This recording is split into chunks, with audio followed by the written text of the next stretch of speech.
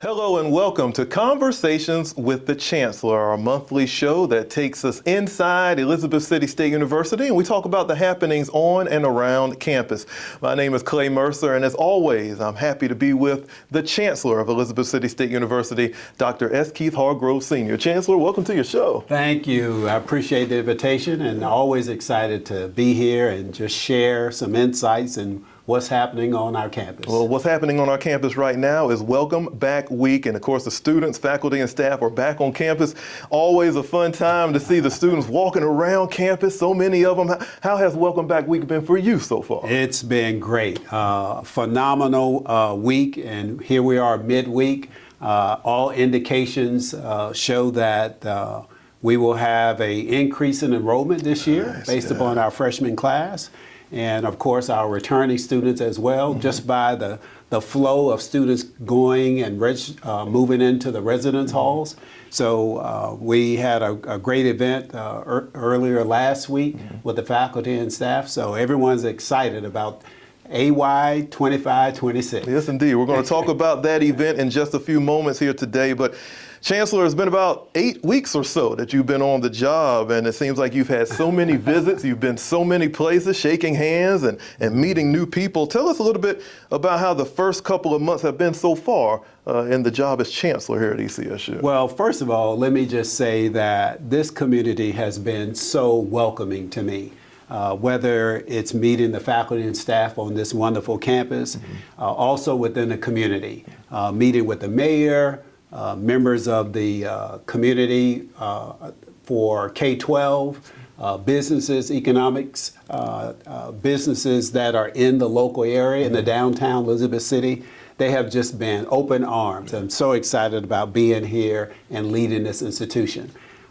It's been incredible also with regard to the staff that I work with in the Chancellor's office, creating a team to implement some strategies that we believe will transform the university, and also building the appropriate team to implement our introducing strategic plan for the university.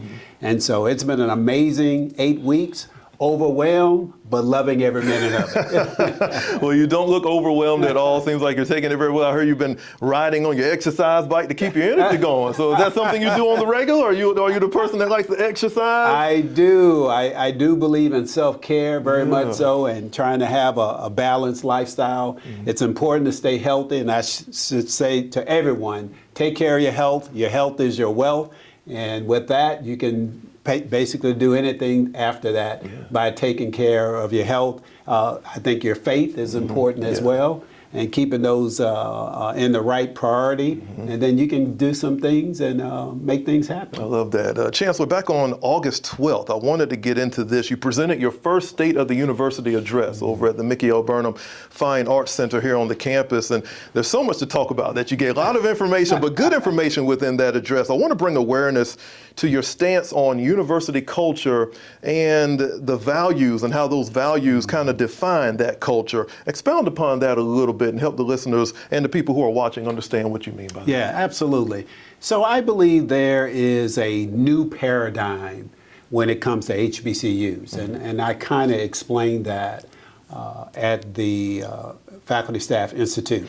Mostly higher education think of teaching, research, and service, and you know that mandate has been a key part of higher education, teaching, research, and service.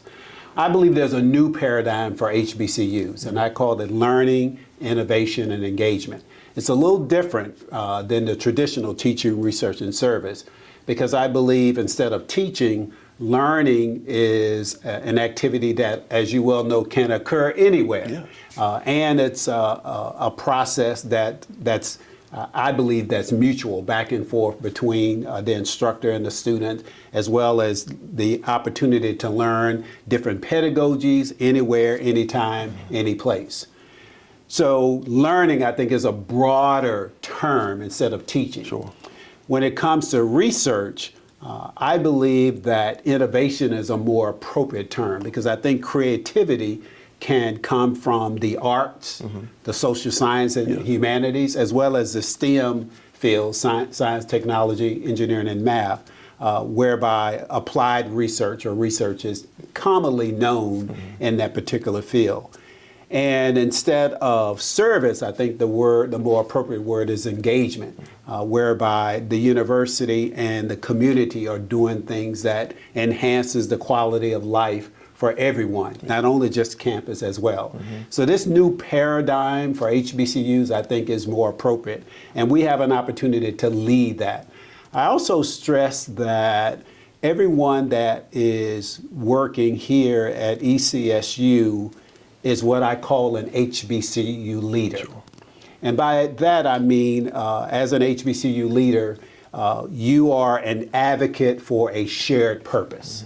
And I kind of outline what that purpose is for ECSU, but an advocate for a shared purpose gives you the opportunity to serve and be an HBCU leader. So all of our employees, all of our faculty and staff, and even our students, I consider all of them to be HBCU leaders.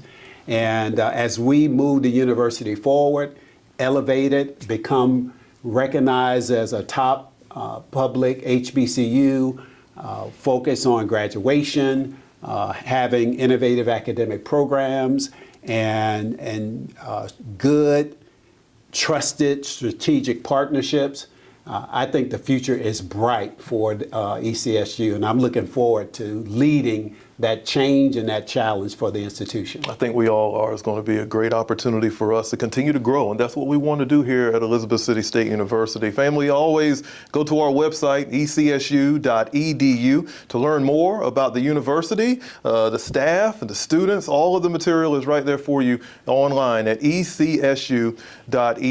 It's Conversations with the Chancellor. Clay Mercer here with ECSU Chancellor Dr. S. Keith Hargrove, Sr. And Chancellor, during the Faculty and Staff Institute, you also spoke a little bit about the enrollment growth here at ECSU, and we're loving the fact that the numbers are continuing to rise and people are finding out about this star here in the Northeast region of North Carolina. Student retention is a major part of making sure that those numbers continue to grow. And you spoke a little bit about that during your address. You stated that a little bit of work needs to be done in that department, as well as the four-year graduation rates. I wanted to speak a little bit more about that, and what are the steps that ECSU can take right now in order to make sure we accomplish that goal? Yeah, so make no mistake, graduating students is priority one. Yeah. And the UNC system office lets us know that that is a priority for all 14, 15 institutions. And it's certainly priority one for us. But to impact graduation, we have to be intentional and have a strategic approach to do that. So we are about to roll out our 2025-2030 strategic plan. Okay. And it has 4 key priorities or initiatives or pillars to that. First is student success and achievement, which is focused on graduation. It's our goal to increase our 4-year graduation rate at least 5 to 10 points over the next 3 to 5 years. Secondly, implementing and deploying innovative academic programs. Most of us are aware of our amazing aviation program. It is our intent to grow that program as well, but there are other stellar programs on our campus that also have the opportunity to grow. And having those type of innovative programs does help with retention as well.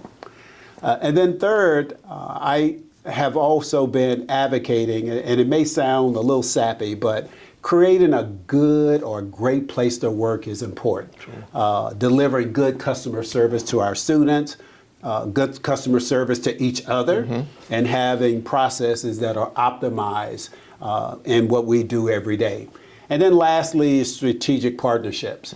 That's our relationship with the other local colleges, the K-12 school system. I met with the superintendent just last week, meetings with the mayor, meeting with the businesses in the area. I've been talking with the Centara Hospital. They're about to open an amazing facility. Kudos to them. And so, in addition to the Coast Guard, right down the street from us, collaboration with them as well. So those strategic partnerships are important because they also, again, help enhances the quality of life of this area.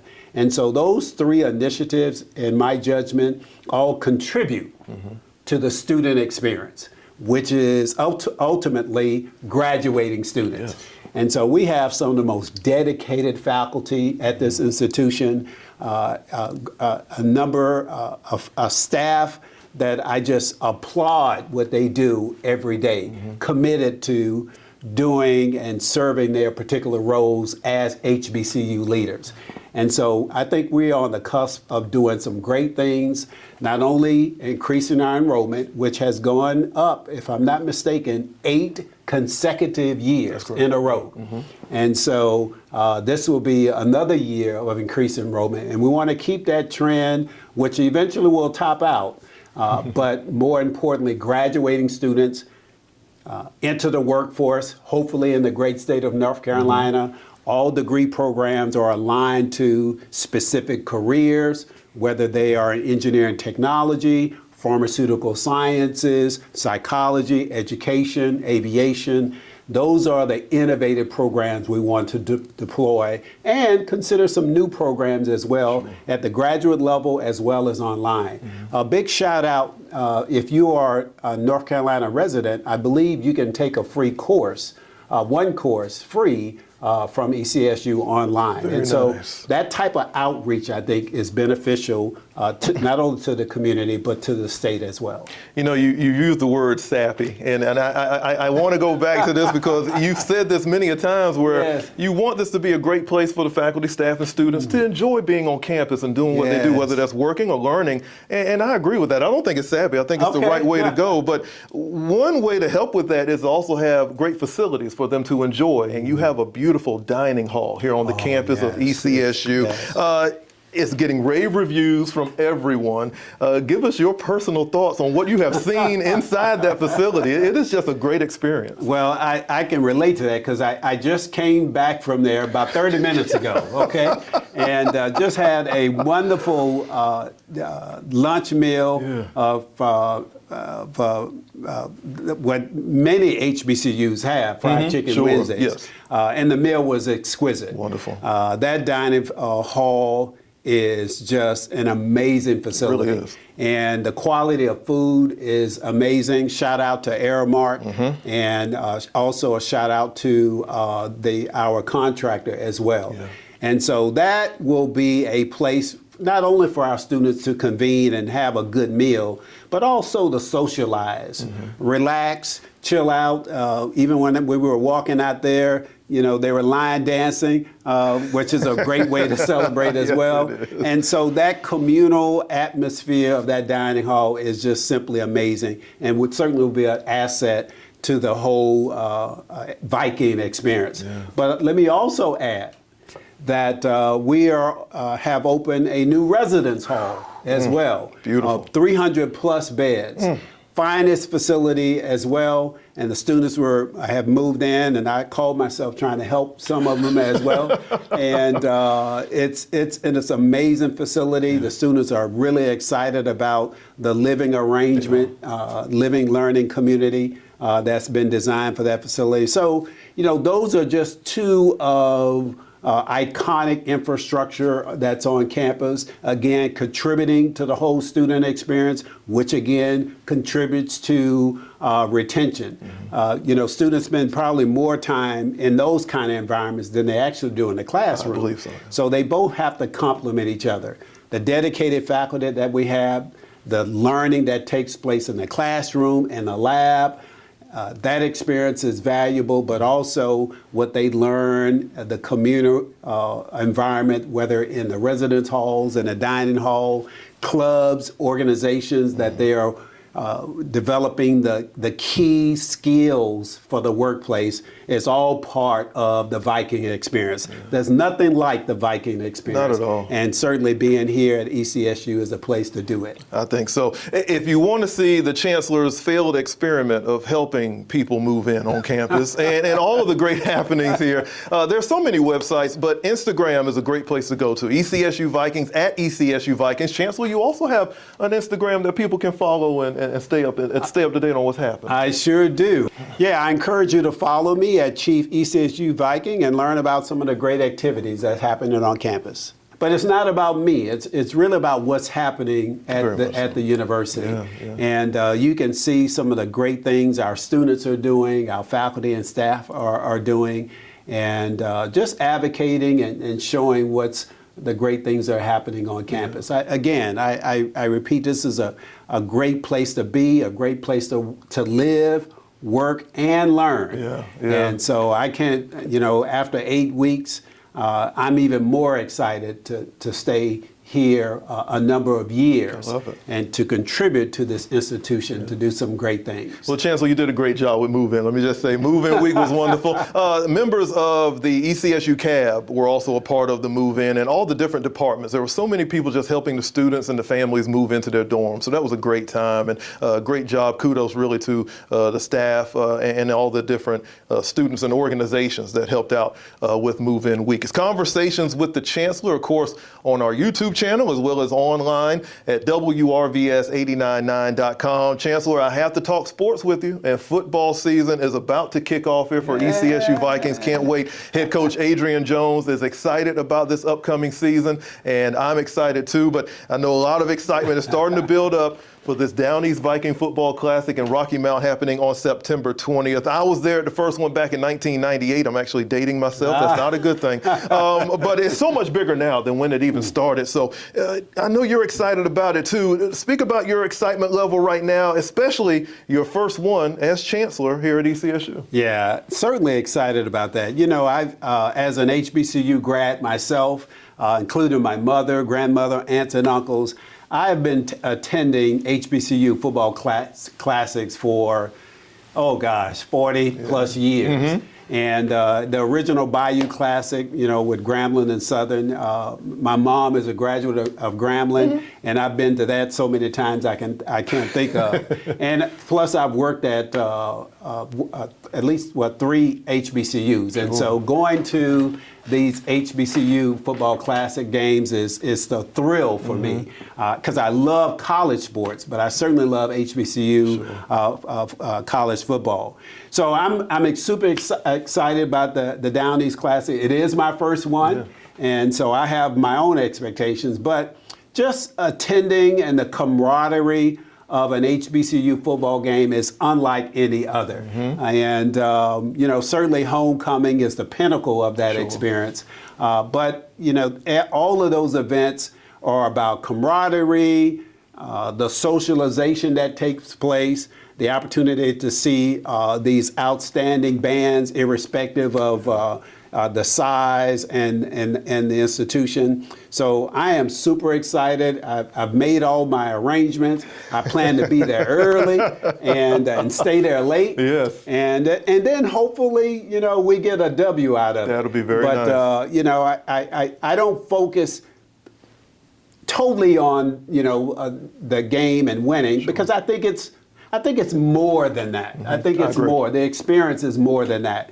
Surely we're seeking to win, for sure, and shout out to Fayetteville State. But again, it's more than that. It's about the experience for not only the football team and those that attend, but we invite the local and regional community to come out, whether you're from the West or the east part or north or south of North Carolina. Come on out to the Down East Classic. We'd love to see you and enjoy a truly festive occasion. Yeah, they call it like a secondary homecoming at the Down East Viking Football Classic at the Rocky Mount Athletic Complex. A lot of things happening other than the football game on September 20th, and you can see more about this online on our athletics website at ECSUVikings.com. Well, we've come to the end of today's edition of Conversations with the Chancellor, but Chancellor, the next time we get together, we're going to have to be able to recap the Down East Viking Football Classic, and I want to speak a little bit about the recruitment side of what we do here at ECSU, and there'll be a lot of recruiting happening there also. Yeah,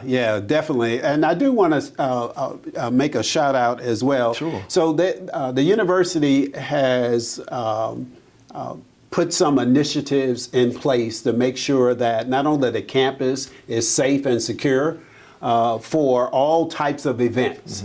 And so there will be some things that may be a little different but the safety and security of our students is priority one. Yeah. And as we move ahead for events that's on campus, even the sports events, certainly here on campus and other gatherings, we want to ensure that this is a place where you can come and enjoy the event without any concerns about safety and security. So we're committed to that. We have an excellent campus security and working even with the city that we're going to provide an environment where we can all enjoy ourselves and have a good time. I love that. If you are looking forward to it like we are, we want to invite you to come out to the campus. Great events upcoming, and we're going to talk all about it here on Conversations with the Chancellor. Again, I'm Clay Mercer. This is the Chancellor of Elizabeth City State University, Dr. S. Keith Hargrove, Sr. Again, if you want to check this episode out or see past episodes, always go to the WRVS 89.9 YouTube channel. We thank you for joining us, and we'll see you next time for Conversations with the Chancellor. Viking pride.